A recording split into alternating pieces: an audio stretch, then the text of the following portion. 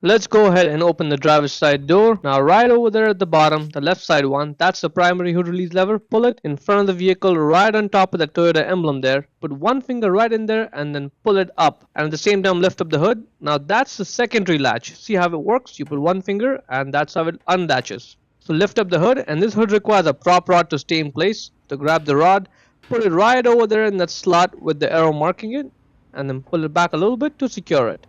Now once the hood is open, that right there is your battery. The only tool we need for this job is a 10mm wrench or a 10mm socket ratchet combination. If you're going to use a socket ratchet, make sure you have a deep socket and also a shallow one, and I'll show you why.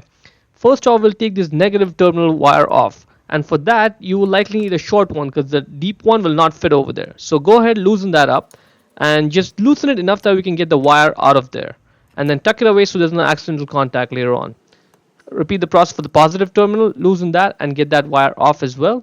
Now we need to loosen that one bolt that's right over there. Let's loosen that, and that should get the entire retaining plate loose like this. Just put the bolt back in place so you don't lose it. Now once the plate is loose, we can sort of just wiggle it out of there, and if you're not able to, just get the 10mm socket ratchet or the wrench and loosen that other nut over there too. Then you'll be able to get the battery out. And once the battery is out, let's just take a look at it. The group size is 24 or 35. That's your battery size, 24 or 35. And this is how the retaining plate fits on the battery and clamps it down and keeps it in place. Now this is where you have to sort of slow down and really pay attention. First, get that nut off of that arm. Get that arm, look at the hook end of it. Let's just focus on how that hook arm goes in. You get it in over there, then you turn it, it'll go in that hole, and that's what's going to keep that hook arm in place.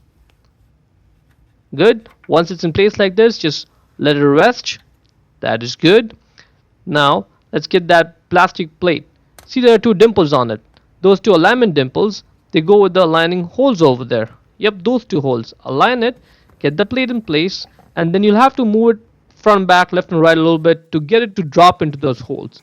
Make sure it drops in both those holes. Once it does, try moving it in all different directions like this. See, this is not moving, so that's good. This is important.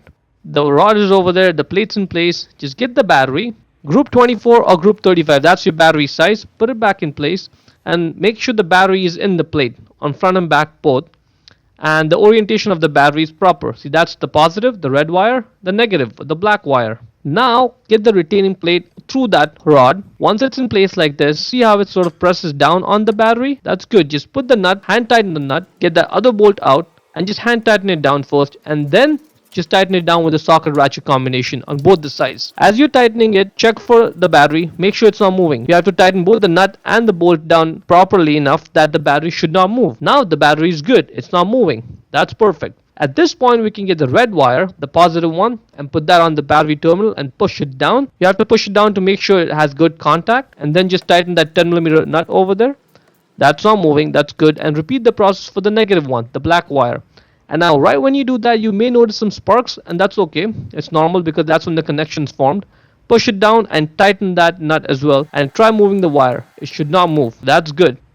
Now in the car, let's try turning this on. This is the moment of truth. All the lights are coming on.